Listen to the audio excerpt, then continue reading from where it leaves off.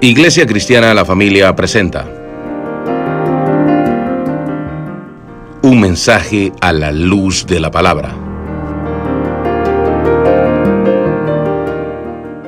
con el pastor Bernardo Ríos. A continuación.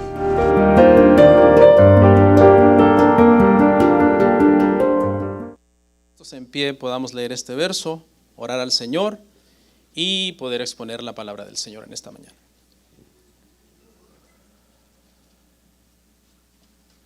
Jonás capítulo 1, versículo 4. ¿Lo consiguió? Algunos no sabían que existía Jonás. Es difícil de encontrar. Los profetas menores como que se te pierden. Una hojita que se pegue y lo perdiste. La palabra del Señor dice así: pero Jehová hizo levantar un gran viento en el mar, y hubo en el mar una tempestad tan grande que se pensó que se partiría la nave. Vamos a orar. Padre, qué gran bendición tenemos que tú nos permitas el día de hoy continuar con este hermoso libro del profeta Jonás. Estamos muy agradecidos, Padre, por este día, un día en que hemos adorado, en que ahora nos disponemos a escuchar tu palabra y en que podremos más adelante seguir adorando y celebrando la cena juntos. Gracias, Padre, por todas tus bendiciones en el año pasado y por todas aquellas cosas que tú ya tienes preparadas, Señor, para nosotros este año, Padre. Te damos la gloria y la honra que solamente tú te mereces, Padre. Este año guíanos cada día en la verdad, santifícanos en la verdad. Tu palabra es la verdad. Te lo pedimos, Padre, en el nombre de Cristo Jesús. Amén y amén. Por favor, siéntese. El día de hoy nuestro tema se titula No se puede huir de Dios. No se puede huir de Dios. Les recuerdo, hermanos, que hace 2 meses iniciamos la serie de el libro de Jonás. Dimos el tema 1 y luego tuvimos varios temas libres por 2 meses. ¡Wow! ¿Cómo se pasa el tiempo? Parece que fue ayer. El día de hoy, hermanos, nos toca retomar esta serie. Un libro muy interesante. A lo largo de la historia ha maravillado a grandes teólogos por su profundidad teológica en cómo nos presenta a Dios. Pero también ha maravillado a niños. Muchos niños se entretienen con este hermoso libro, esta hermosa historia de un profeta rezongón que por desobediente se lo tragó un pez. Los escépticos dicen que es una fábula, que un pez no se puede tragar a un hombre. Jesús lo citó como un libro real, como una historia real, que nos enseña muchas verdades sobre Dios y sobre la vida en general. Hermanos, es necesario el día de hoy que tengamos una recapitulación de nuestro primer sermón, porque es que hace ya muchos domingos que vimos ese sermón. Y si yo hiciera un test en este momento, creo que muchos de ustedes no me podrían contestar lo más básico de ese sermón, es más, quizás ni cómo se tituló el sermón. Entonces, como su silencio me confirma eso, lo mejor es recapitular, hermanos. Vimos el tema número 1 de esta serie, le pusimos por título Huyendo de Dios. ¿Ya? ¿Le está haciendo clic? ¿Se está acordando? Le pusimos por título Huyendo de Dios porque aprendimos en el verso 1, 2 y 3 que cuando a Jonás se le mandó a que fuera a predicar a Nínive, él trató de huir para Tarsis. A grandes rasgos, hermano, vimos 3 cosas. En el verso 1 vimos quién era Jonás. En el verso 2 vimos la difícil misión que Dios le asignó a Jonás. Y en el verso 3 vimos el intento de escape, Jonás tratando de huir de Dios. El verso 1 dice así, dice, vino palabra de Jehová a Jonás, hijo de Amitai, diciendo.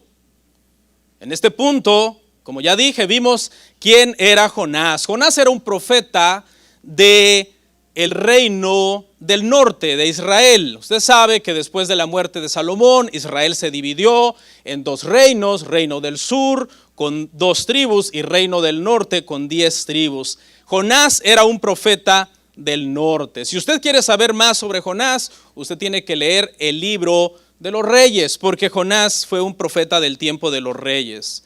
Era un nacionalista, es decir, amaba su nación, y eso no tiene nada de malo. El problema es que había llevado su nacionalismo a un extremo tal que además de amar a su nación, odiaba a las naciones que eran enemigas de Israel, enemigos de su nación. Irónicamente, el nombre de este profeta significa paloma, un animalito que simboliza la paz, simboliza la tranquilidad, pero Jonás no era nada de paloma. Nada, Jonás era enojado, Jonás era una persona que cuando las cosas no iban a su modo, se amargaba y comenzaba a pelear y a reclamarle cosas a Dios. A grandes rasgos ese era Jonás. El verso 2, vimos la misión que el Señor le encomendó. Le dijo el Señor, Jonás 1:2, levántate y ve a Nínive, aquella gran ciudad, y pregona contra ella, porque ha subido su maldad delante de mí. Una misión que en la mente de Jonás no tenía sentido. Ve a Nínive, una nación malvada que para los tiempos de Jonás tenía oprimidos a las tribus del norte con pesados impuestos. Y que además, cuando seguimos leyendo la historia, nos damos cuenta que unos años después de Jonás, acabaron llevando los ninivitas, los asirios, cautivas a las 10 tribus del norte. Así que Jonás no comprendía esta misión, era difícil de entender. Salvar a los enemigos de Israel parecía un plan malvado, de hecho. Si se le hubiera ocurrido a alguien más, a otro israelita común y corriente, quizás lo hubieran hasta apedreado, lo hubieran asesinado, pero era idea de Dios. Dios mismo tenía esta misión y se la estaba encomendando a Jonás. La misión parecía una traición a la patria, preocuparse por los enemigos de Israel. No le hizo sentido a Jonás en su mente y su reacción fue, humanamente hablando, comprensible hasta cierto punto, y trató entonces de escapar del Señor, y eso lo vimos en el verso 3. Dice, y Jonás se levantó para huir de la presencia de Jehová a Tarsis, y descendió a Jope, y halló una nave que partía para Tarsis, y pagando su pasaje, entró en ella para irse con ellos a Tarsis. 3 veces aparece ahí a Tarsis, lejos de la presencia de Jehová. Es una deliberada contradicción a la instrucción. La instrucción es clara, levántate, ve a Nínive. Jonás se levantó para ir en dirección opuesta, lo más lejos que pudiera estar de Israel. Se le había mandado a ir al este, Jonás se fue al oeste. Se le había dicho que hiciera un viaje por tierra, Jonás se fue por mar. Se le había mandado a una gran ciudad llena de maldad, él se fue a una linda playa a descansar. Jonás trata de huir y uno dijera como que Jonás no fue a la escuelita dominical, ¿verdad? Cuando era niño.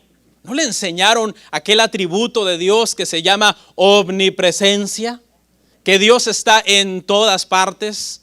Que como dijo Abdías, si me remontare a las estrellas del cielo y en ellas pusiera mi nido, ahí está el Señor. Y si me fuera al fondo del mar, inclusive levantara una piedra en el fondo del mar y me metiera debajo de esa piedra, ahí está el Señor. ¿Sabe qué pasa? Cuando nos amargamos y cuando nos enojamos, vamos en contra de la teología que sabemos. Eso yo lo he visto mucho a lo largo de los años. Y de hecho no me considero exento de que un día me llegara a pasar. Cuidémonos porque nuestro corazón se puede endurecer y encapricharse. Y cuando nos encaprichamos con algo, hermano, ya no nos importa la teología que sabemos. Queremos hacerlo our way, a nuestra manera. El día de hoy, hermano, el título es muy creativo. Se llama No se puede huir de Dios. En el primer sermón aprendimos que Jonás trató de huir y en este aprenderemos que no pudo. Vamos a ver 3 cosas, hermano. En primer lugar, vamos a ver 3 consecuencias de tratar de huir de Dios. La primera, la tempestad te persigue, Jonás 1:4. La segunda consecuencia de tratar de huir de Dios, la tristeza te consume. Y número 3, si tratas de huir de Dios, las piedras te hablan. Las piedras te hablan. Vamos a ver el primero, la tempestad te persigue. Lea conmigo una vez más el verso 4. Pero Jehová hizo levantar un gran viento en el mar, y hubo en el mar una tempestad tan grande que se pensó que se partiría la nave. Lo que vemos ahí, hermano, en primer lugar es que Jehová hizo levantar este viento, y este viento generó una tempestad. Jonás se subió al barco para huir a Tarsis. Entonces Dios le quiso demostrar que a él nadie se le puede escapar. Los suyos no pueden escapar de su mano. El Señor dice en su palabra, Evangelio de Juan, los míos están en mi mano y nadie los puede arrebatar de mi mano. Ni ellos mismos se pueden arrebatar de la mano de Dios. Tratar de huir de Dios tendrá consecuencias. Esta es la parte en donde Jonás suelta la mano de Dios, o por lo menos él trata de soltar la mano de Dios, y Dios lo toma por el cuello. La imagen que viene a mi mente es de Dios, hermano, diciéndole a Jonás, ¿a dónde crees que vas, Jonás? ¿A dónde crees que vas? La palabra para levantar también puede ser la palabra lanzar, y se utiliza en los libros de Samuel para cuando Saúl tomaba la lanza y la aventaba con gran furia para enclavar a David en la pared. Es decir, es una acción que requiere cierta violencia. El Señor miró que Jonás estaba tratando de escapar de él, y el Señor lanzó, como yo puedo imaginarme como a Dios soplando sobre el mar que estaba rodeando el barco de Jonás con furia. Y ese viento generó una gran tempestad. Llama la atención la palabra gran tempestad. El mensaje es claro. El Señor le está diciendo a Jonás, si tú no vas a la gran ciudad que yo te mandé, tendrás que atravesar una gran tempestad. Cuando desobedeces a Dios, siempre tendrás que pasar por una tempestad. Eso es una ley. Es una ley. Cada vez que tú desobedezcas a Dios, tendrás que pasar por una tempestad llena de rayos, llena de centellas, llena de vientos huracanados que te harán estremecer. Claro, esto no significa que todas las tempestades de nuestra vida son producto de un castigo, ¿verdad? Eso lo sabemos. En el libro de Job aprendimos muy bien que algunas veces los hombres que son como Job, irreprensibles y justos, y que todo el tiempo están haciendo su trabajo sacerdotal para tener a su familia bien espiritualmente, pueden pasar por tormentas también. Algunas veces los justos sufren. No todas las tormentas son consecuencia del pecado, ¿verdad? Eso lo sabemos. Sin embargo, todo pecado siempre tendrá una tormenta. Ponga atención porque no es lo mismo. No todas las tormentas son consecuencia del pecado. Aprendimos que Job sufrió sin haber pecado necesariamente, específicamente en un asunto. Pero escuche, todo pecado siempre traerá una tempestad. Siempre traerá una tormenta. Siempre habrá consecuencias. En el caso de Jonás son consecuencias inmediatas. Se sube al barco y se levanta la tormenta. No siempre las consecuencias son inmediatas en nuestra vida. Si fueran inmediatas, creo yo que pecaríamos menos. ¿Te imaginas que cuando cometes un pecado a los 5 minutos estuvieras sufriendo las consecuencias del pecado? ¿Qué sé yo? Una enfermedad grave, la muerte de un ser querido, una bancarrota, alguna situación complicada. Yo creo que eso nos tendría como cada día al margen de decir, hey, cuidadito, porque el pecado, en cuanto uno peca, así vienen las consecuencias. Y pueden ser graves. Una enfermedad diagnosticada mortalmente, etc. No siempre son inmediatas. En el caso de Jonás son inmediatas y dramáticas. Hay una poderosa tormenta dirigida directamente hacia él. Más que al barco, la tormenta está dirigida a Jonás. La tormenta es tan súbita y tan violenta que los marineros disciernen que esto no es natural. Porque los marineros son conocedores de los tiempos, ellos saben si hay nubes, si hay vientos, si hay tormenta. Podrían de hecho hasta hablar con anticipación de viene una tormenta. Parece que esta tormenta aparece de la nada y los marineros dicen esto no es natural, esto tiene una situación, un trasfondo espiritual. Esto es un castigo que se está levantando en este momento por una situación de una persona que está en este barco. Eso lo vamos a ver en el sermón que viene. Pero escuche el miedo de los marineros. Se pensó que la nave se partiría. Estamos ahí en el verso 4. Pregunta, ¿qué culpa tenían los marineros? Usted diría, son paganos ahí. Si el Señor iba a eliminar a Jonás de una vez que barriera con ellos también. No, en sí ellos no tenían la culpa. Estaban atrapados en una tormenta que no les correspondía simple y sencillamente porque estaban con ese pecador en el mismo barco.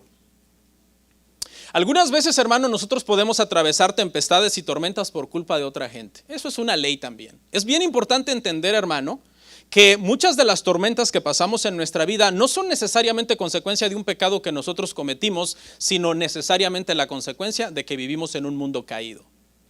Este mundo está caído, en este mundo las cosas no son perfectas, suceden tragedias, malas noticias. Este año ya va a haber lo clásico, todos los años hay lo mismo. Empezando el año, terremotos, tsunamis, incendios, balaceras en escuelas, balaceras en antros, muertes, etcétera. Todo eso va a pasar este año, y no es que sea profeta, sino que vivimos en un mundo caído. Y muchas veces nos toca atravesar tormentas simple y sencillamente porque estamos en un mundo caído. Ese es el caso de estos marineros. Están en medio de una tormenta por culpa del siervo de Dios. Algunas veces hay personas que sufren tormentas de otros. Viene a mi mente, por ejemplo, a lo largo de los años me ha tocado ver a personas sufrir el adulterio de su cónyuge. Y están en una tormenta, están sufriendo el adulterio de su cónyuge. Me ha tocado ver a muchos hijos que sufren por el vicio de sus padres. Sus padres son adictos, son descuidados, han hecho un mal trabajo como padres. Me ha tocado ver ancianos sufrir tormentas por culpa de sus hijos, porque sus hijos crecieron, los abandonaron, se desentendieron de ellos. En general en este mundo se sufre. En general en este mundo hay tempestades, hay tormentas. Y es bueno tener, hermanos, un entendimiento correcto de las tormentas de la vida. Porque no es bueno vivir de la fantasía de yo no voy a sufrir.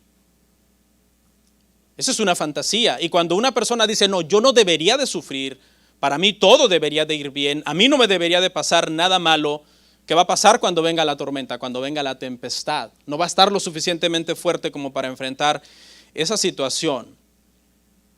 Entonces, los marineros están en una tormenta por culpa de Jonás, pero hay una buena noticia, esa tormenta tiene un propósito. Y todas las tormentas, hermanos, en nuestra vida tienen un propósito. Por ejemplo, cuando avancemos más adelante nos vamos a dar cuenta que estos marineros, por medio de esta tormenta, fueron llevados al Dios verdadero. Mucha gente a lo largo de los años que he conocido me han dicho, pasé por una tempestad, una tormenta, una crisis, un problema, pero bendito problema porque resulta que eso me llevó al Señor, que eso me llevó a la fe. Quizás es tu experiencia, quizás es tu historia. Tú estabas por allá distraído, ni te dabas cuenta del Señor, y el Señor te metió por una tempestad, como metió a estos marineros que ni la debían ni la temían, y eso de alguna manera benefició tu vida espiritual, porque ahora estás en Cristo por medio de esa tormenta. ¿Alguien se identifica con esa historia? Hay cosas que es imposible que las aprendamos a menos que sea en el ojo del huracán. La comodidad no nos enseña nada bueno. La comodidad lo único que nos hace es perezosos. La comodidad lo único que nos hace es irresponsables. Las cosas más profundas teológicamente hablando y más vívidas en cuanto a experiencia humana que yo he aprendido, las he aprendido en el ojo de la tormenta, en el ojo del huracán. Cuando José era un adolescente, arrogante, consentido, su padre le hizo su túnica de muchos colores. José no creció en esa etapa de su vida. José creció cuando Dios lo entregó en manos de mucha gente que lo trató mal. Sus hermanos lo trataron mal vendiéndolo, primero tratando de matarlo, luego vendiéndolo. Luego en la casa de Potifar lo trataron mal como esclavo. La mujer de este hombre lo culpó de algo que él no había hecho. Luego en la cárcel lo trataron mal los presos, y luego se olvidaron de él cuando les interpretó los sueños al copero y al panadero. Vemos cómo va José descendiendo en el trato, ¿no? Está en un trato de ser el hijo de papi en casa, el consentido, el que tiene la túnica de muchos colores, bendecido, ¿no? José es ahí un arrogante, un adolescente que cree que todo lo merece. El Señor lo entrega en manos de maltratadores para enseñarle humildad, y es solamente ahí donde José aprende y puede ser llevado entonces para ser el salvador, entre comillas, del pueblo de Israel, cuando iban a morir de hambre, que fue precisamente el pasaje que nos tocó leer ahora. Hay cosas que solo se aprenden en medio de la tormenta, hermanos. Pero Dios tiene propósitos detrás de todas estas tormentas. Dios no es, hermano, aquel jugador de ajedrez que está en un cuadro y mueve a todos los peones del cuadro a su antojo de una manera como si no amara a sus hijos. No, Dios sabe lo que hace, tiene propósitos detrás de todo lo que hace. Dijo Charles Spurgeon: mi debilidad es mi mayor fortaleza, porque entonces confío solo en Jesús. Muchas veces, hermano, cuando Dios quiere hacernos fuertes, nos pasa por tormentas y nos muestra nuestra debilidad, porque solamente reconociendo nuestra debilidad podemos crecer. De otra manera, creyendo que lo sabemos todo, que somos fuertes, no crecemos, hermano. Esa es la primera consecuencia de tratar de huir de Dios. Vendrán las tempestades por tu desobediencia. La segunda consecuencia es que la tristeza te consume. Verso 5.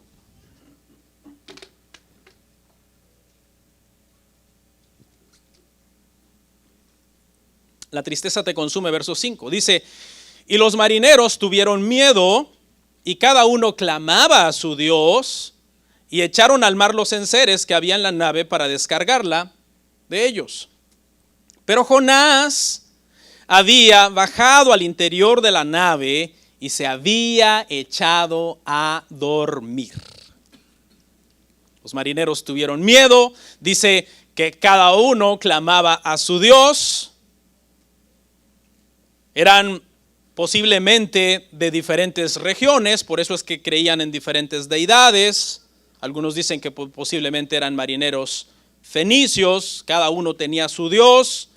Así que comenzaron a bajar santos y vírgenes, hermano, del cielo, a pedirle a fulano, y el patrono de los mares, y el patrono de los vientos, y el de los rayos, y bueno, mencionaron, hermano, todos los ídolos que ellos, hermano, adoraban. Jonás se había negado a obedecer el llamado de Dios de predicar a los ninivitas. Él no quería hablarle a los paganos, no quería estar rodeado de paganos que adoraban otras deidades, así que huyó. Pero ahora se encontraba rodeado del mismo tipo de gente pagana que adoraba otras deidades del que estaba tratando de alejarse. Vea lo irónico del caso. De gente como esta es que Jonás quería escapar, y el Señor lo rodea de pura gente como aquella gente de la cual él se quería alejar. Y echaron, dice, al mar los enseres que había en la nave para descargarla de ellos. Era una tormenta muy grande. Por eso la palabra que se utiliza ahí, gran tormenta, es porque era una tormenta, hermano, que daba miedo. Estos eran marineros experimentados. Se tomaban el mal clima con calma. Mal clima, no pasa nada. Tenían experiencia con el mal clima. Pero esta tempestad era aterradora. Era tan aterradora que estaban dispuestos a perder toda la carga con tal de salvar la nave y salvar la vida. Eso le ayuda a usted a entender la dimensión de decir, no, ahorita ya no importa nada. Esta nave se va a partir. No, pero es que vamos a tirar el cofre de fulano que trae a saber qué cosa. No importa, ahorita lo que importa es salvar la vida. Esta parte nos habla de esa gravedad.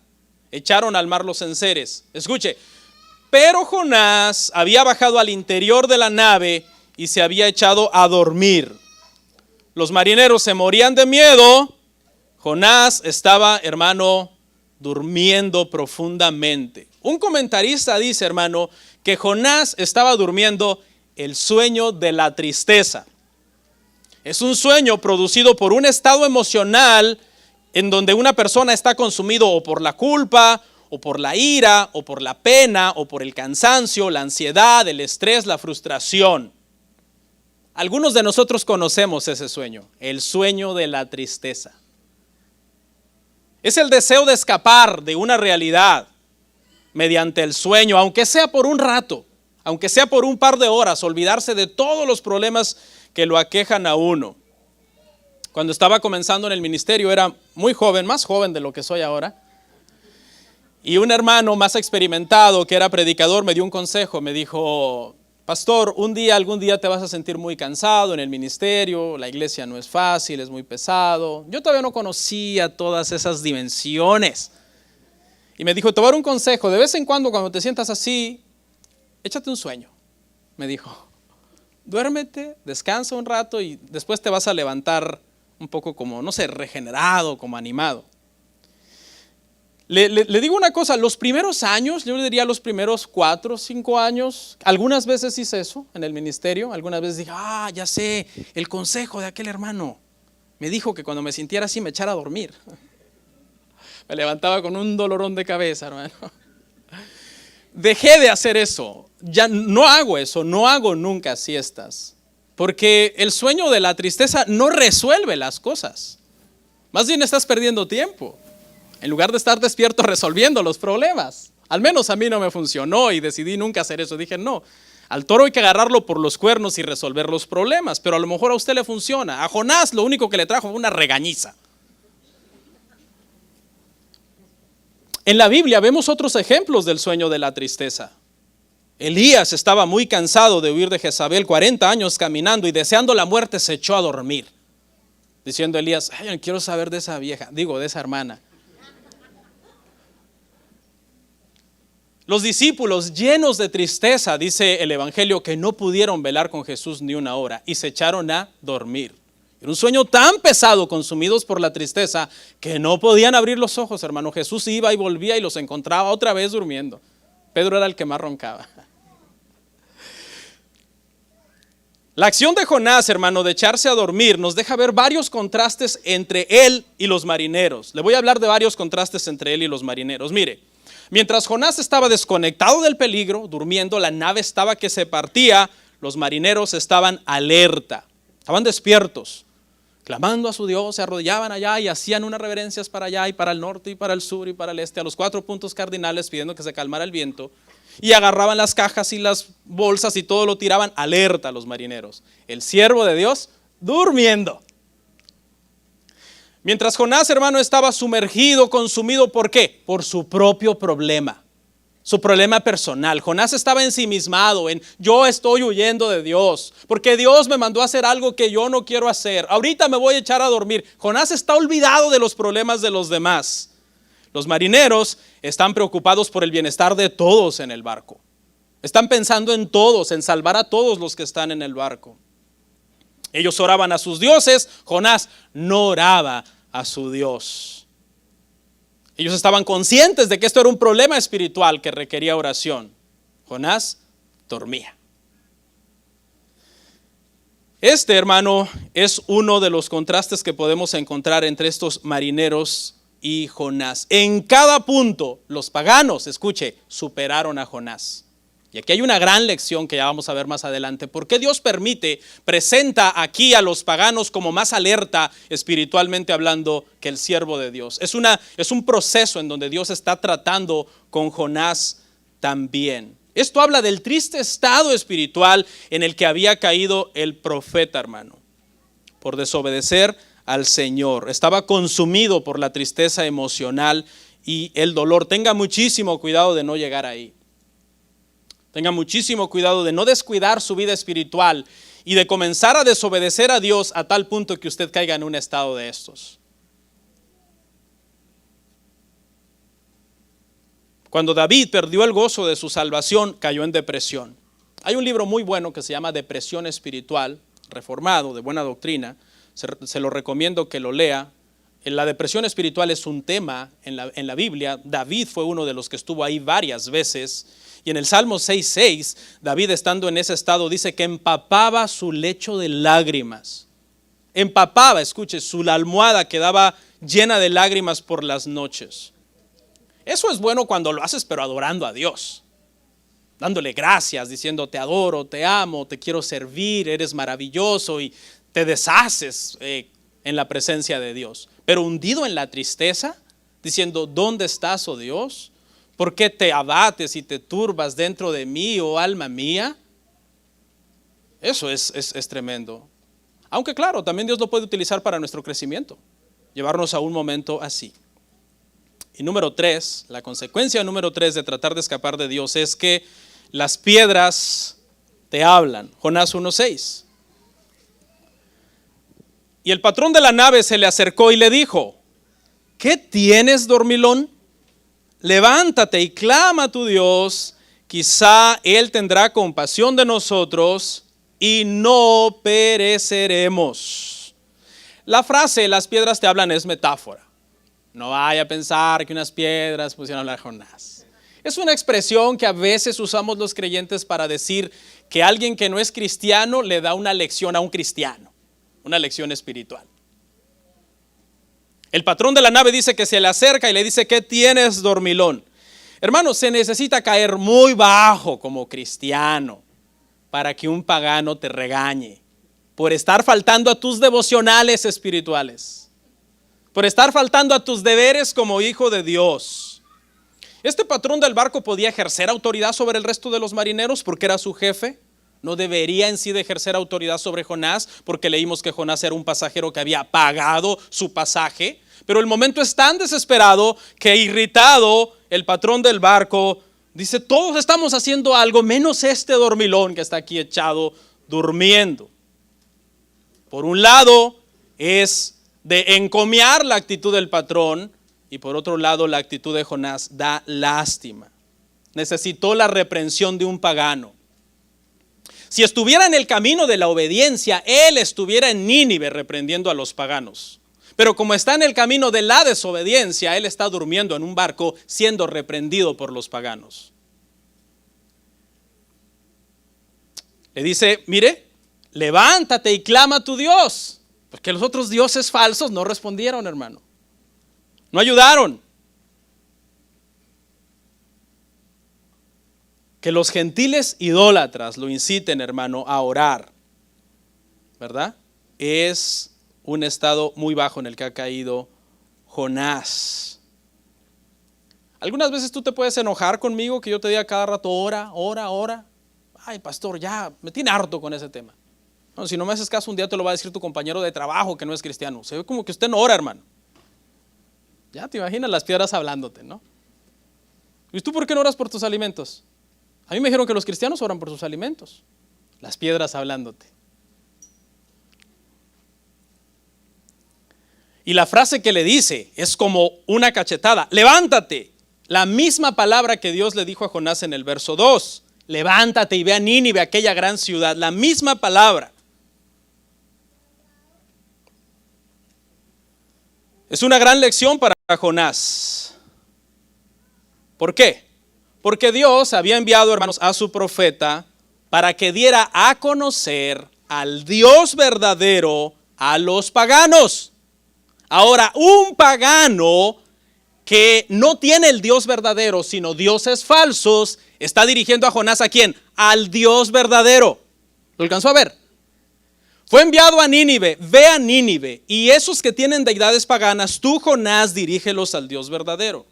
Pero por desobediente, ahora los paganos, después de que sus deidades paganas no le resuelven el problema, ellos dirigen a Jonás al Dios verdadero.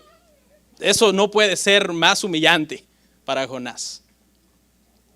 Dios le está hablando una vez más a través de estas piedras. Lo mismo que el Señor ya le había dicho, levántate y ve a Nínive. El hombre le dice, levántate, ¿qué haces durmiendo? Ora, clama a tu Dios, quizás, vea la frase que sigue, Él tendrá compasión de nosotros y no pereceremos. Jonás no se preocupa por nadie, los marineros se preocupan por todos. La palabra pereceremos incluye a Jonás, están preocupados por el bienestar de Jonás. Otro golpe más a Jonás. Jonás quiere que los ninivitas sean destruidos, los paganos ninivitas sean destruidos. Estos paganos no quieren que Jonás sea destruido, sino que la vida de Jonás sea preservada. ¡Wow! ¿Lo alcanza a ver?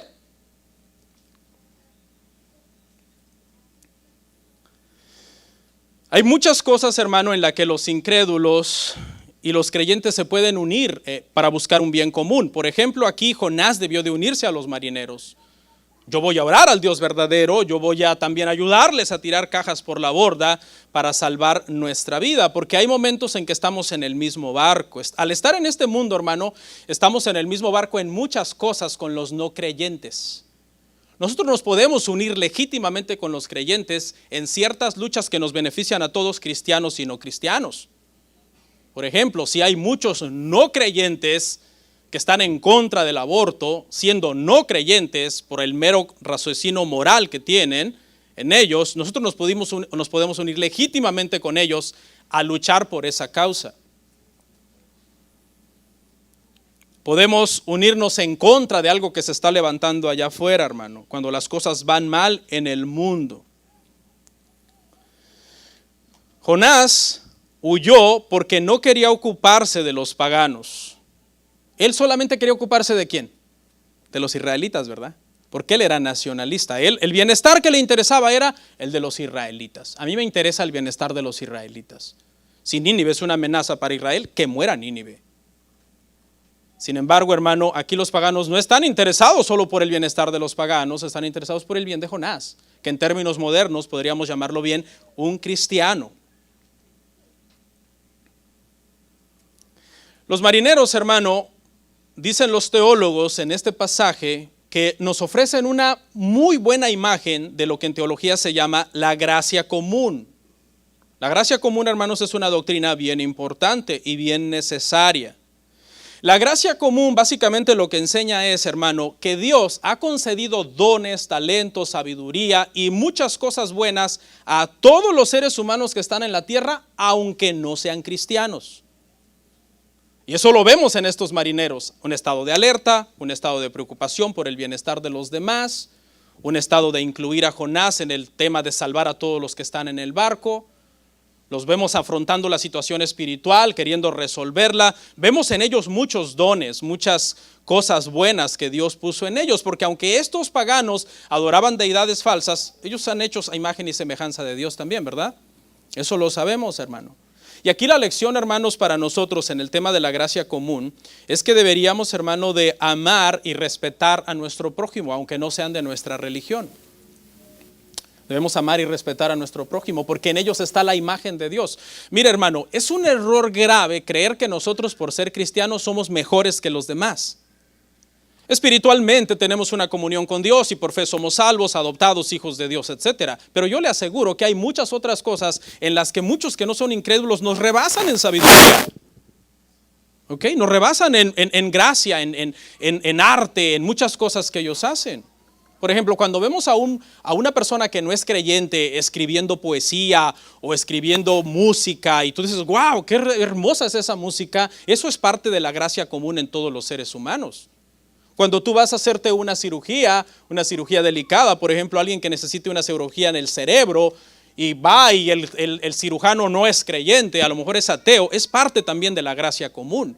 Y nosotros debemos darle gloria a Dios por toda la belleza y todos los dones y cosas que ha depositado también en las demás personas. ¿Sí me entiende? No se crea usted que porque usted es cristiano debe menospreciar a los demás, rechazarlos, desear su destrucción o gozarse de decir, ay, qué bueno que están rechazando a Cristo porque cuando se mueran van a arder y entonces van a saber lo bueno. No, esa no es la actitud de un cristiano. Es la actitud de Jonás, que andaba mal, andaba caído. Usted debe de tener buena relación con sus vecinos. Nosotros en nuestra colonia, hermano, tenemos vecinos de diferentes trasfondos. Tenemos un vecino justo enfrente que él es blanco. Me imagino que tiene ciertos entendimientos cristianos, me imagino, porque pone muchas luces en Navidad. Me imagino que tiene un cierto entendimiento cristiano. Digo me imagino porque a veces también lo veo allá afuera, pues bien alegre y perdiendo el control. ¿Okay? Luego tenemos unos vecinos asiáticos, son musulmanes, no celebran Navidad, nunca ponen luces en Navidad. Tenemos unos vecinos etíopes que son cristianos ortodoxos, celebran Navidad, pero el 6 de enero para ellos Navidad es mañana, por cierto, ¿verdad? Lo celebran otro día. Y uno debe de aprender a respetar a cada persona. Tú no puedes decir, aquí nosotros somos los únicos cristianos reformados de sana doctrina y esa gente que se los lleve el diablo. No.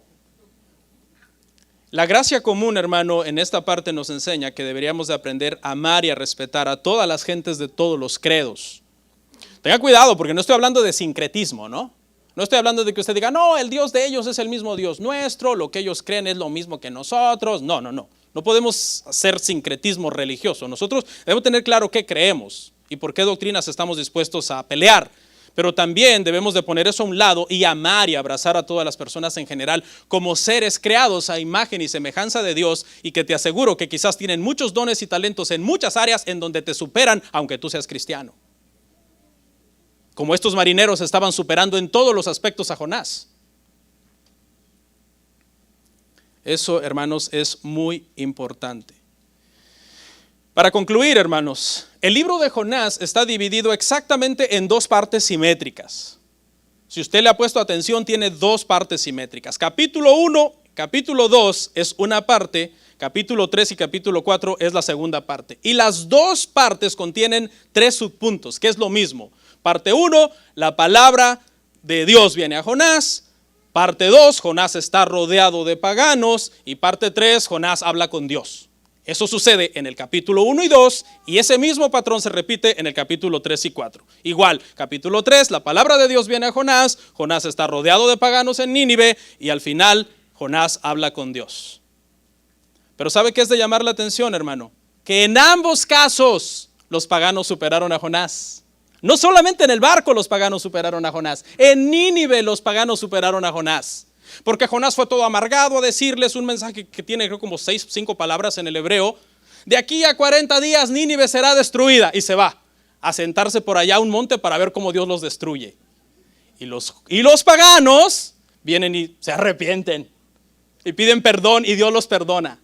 En ambas partes, hermano, los paganos superaron a Jonás y las piedras le hablaron. Todo esto pasa, hermano, cuando nosotros desobedecemos a Dios, nos amargamos con Dios, tratamos de escapar de Dios. En resumen, hermanos, no se puede escapar de Dios. Tema 1, Jonás huye de Dios. Tema 2, no se puede huir de Dios.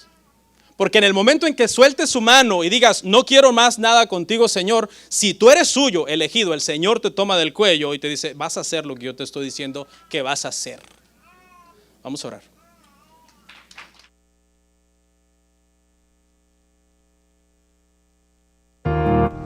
Comparte, suscríbete, dale like.